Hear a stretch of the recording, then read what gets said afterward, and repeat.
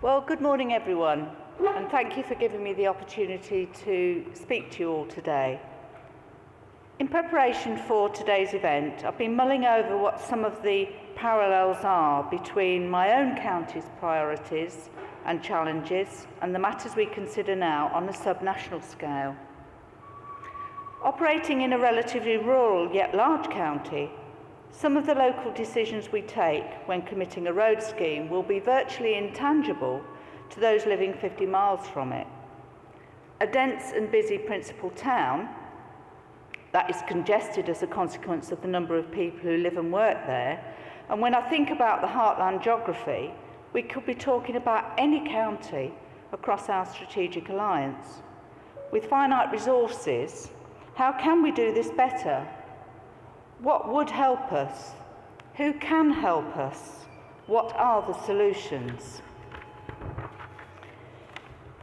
When it comes to transport connectivity, there's always been recognition that strategic transport issues require strategic solutions.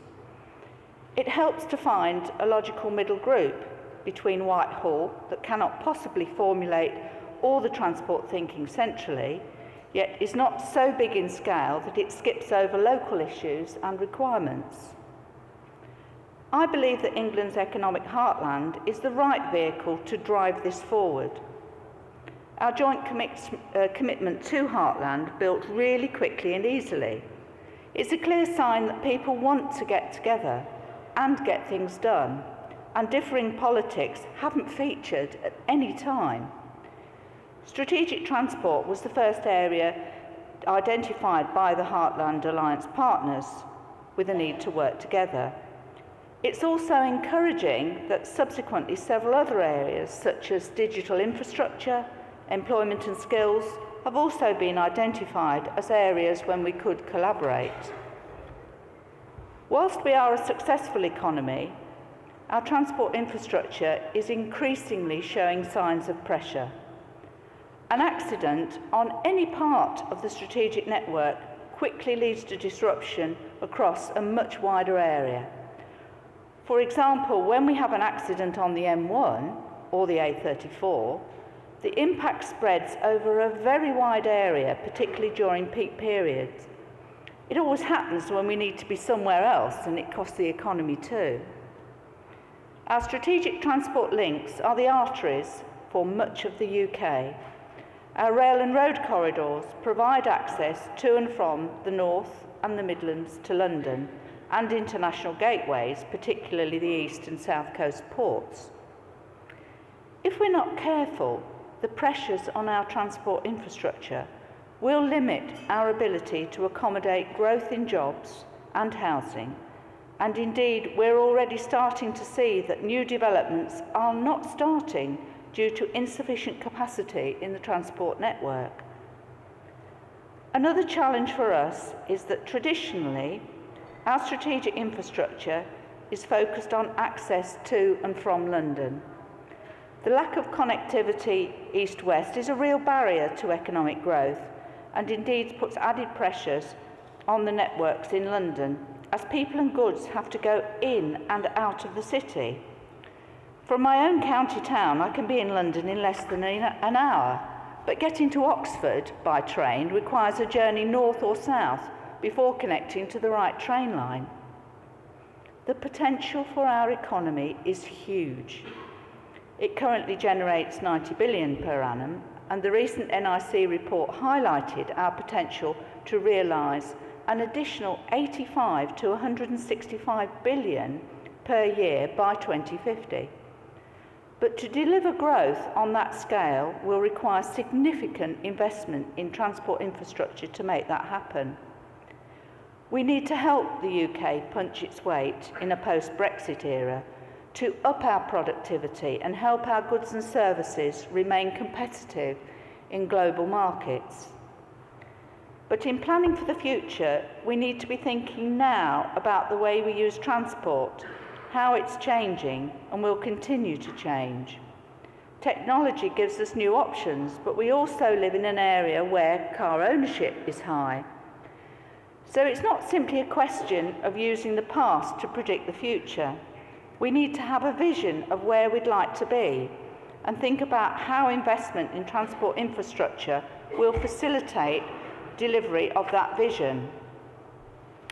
To help us in that task, we set up the Strategic Transport Forum, politically led, yet clearly involving public and private sectors.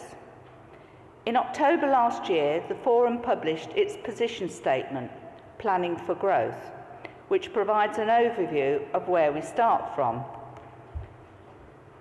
The monies committed by the government in the 2016 autumn statement on East-West Rail and Expressway were welcomed, but this commitment will need to be sustained if our infrastructure is going to develop sufficiently to realise the Heartland's economic potential.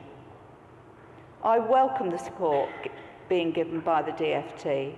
Our work programme has been developed working with DfT officials, and we look forward to an early announcement on funding to match our local partners' contributions that have already been made. So now we need to begin the wider discussion. As we look forward and begin to develop a 30-year strategic transport framework, we need to develop our offer across the Heartland area. That's what today is all about. So may I offer some food for thought ahead of the interactive sessions a little later? In striving to realise our economic potential, what are the issues across our road network, and more widely, what needs addressing? How do we strengthen the links between investment in strategic transport and planning at the local level for houses and jobs? How do we think our expectations and our demands on our transport system might change and evolve in the future? We've seen services change, so what opportunities do you think there might be in the future? Are the transport needs of an ageing population going to give rise to new challenges? Or could technology make it easier to enable older people to stay in touch without the need to travel? Will the next generation demand different ways of travelling, worrying less about owning a car, but instead wondering where the nearest electric bike or carpool is located? How do we meet all these challenges whilst respecting and indeed improving our environment? After all, poor air quality is an increasing challenge to us and bears real costs in the National Health Service and social care. The Strategic Transport Forum is already a year old, and today is your chance to help shape this debate and identify the issues we need to look at as we move forward. Government, Highways England, Network Rail and the bus operators are playing an important role as part of the Strategic Transport Forum, and I look forward to hearing from the Minister later this afternoon. Similarly, our delivery partners have committed to working with us in this endeavour. They bring their business focus to the delivery of projects and offer opportunities for innovation to be demonstrated at scale, and we shall hear from them later too. So here's to the Heartland, having a transport system that enables its businesses, its universities and research campuses to do what they do best, not just compete, but lead in global markets and attract the inward investment we all believe is within our grasp.